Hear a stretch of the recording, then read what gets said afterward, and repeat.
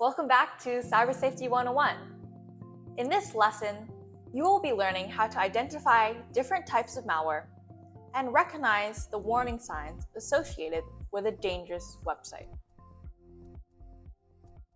To begin, what is malware? Malware is malicious software that can infect your computer or device through a file download from a dangerous website or, more commonly, from phishing. There are many different types of malware out there, but today I will be talking about viruses, spyware, ransomware, and scareware.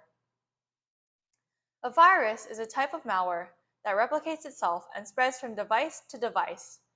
When it infects its host, it can delete data, produce spam, or even gain control over your entire machine. Spyware is what it sounds like, malware that acts as a spy. Spyware can gather information about the user by tracking their keystrokes and anything else they do online, which can allow the criminal to gain access to passwords and other private data. Ransomware usually does one of two things. It either restricts access to the device itself and to data it contains, or it encrypts files and threatens to delete them. To restore the device or data, the user would have to pay a ransom, but there's no guarantee that the attackers will hold up their end of the deal.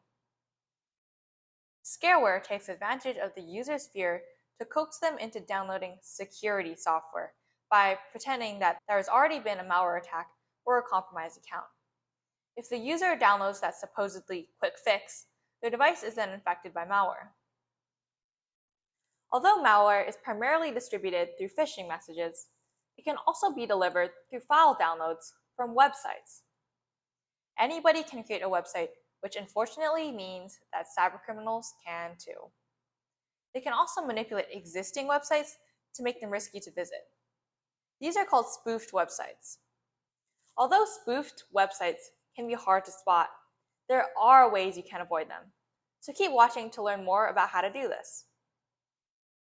Many spoofed websites will try to impersonate a legitimate website by copying their logo and overall website design. Looking for odd details such as typos, grainy images, and dated logos will help you to avoid these websites.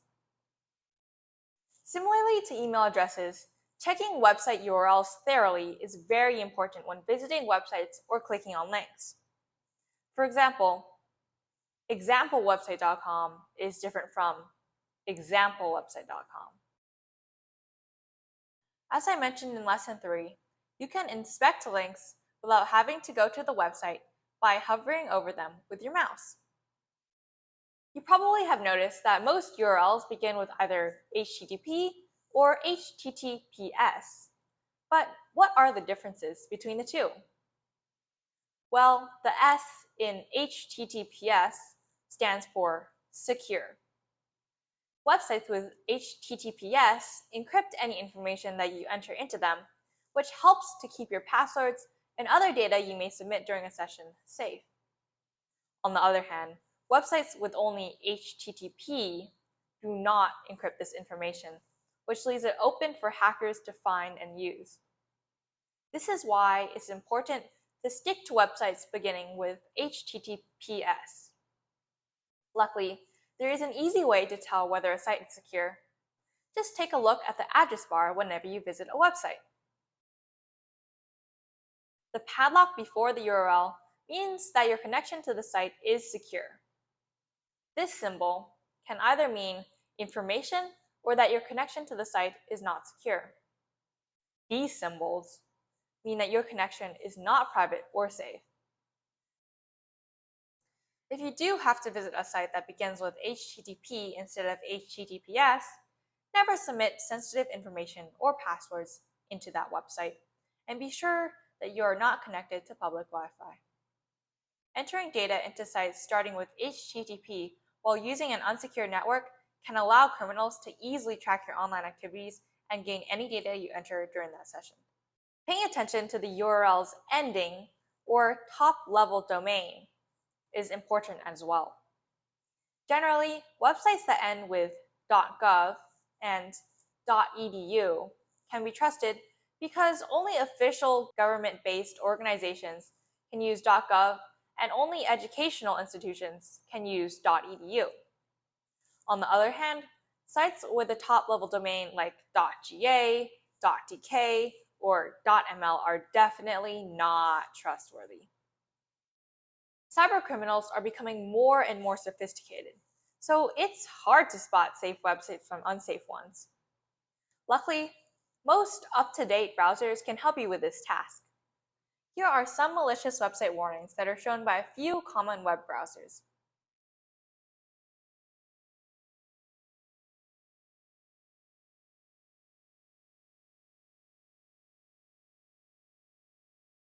Be sure to heed these warnings because visiting a malicious website isn't worth the risk.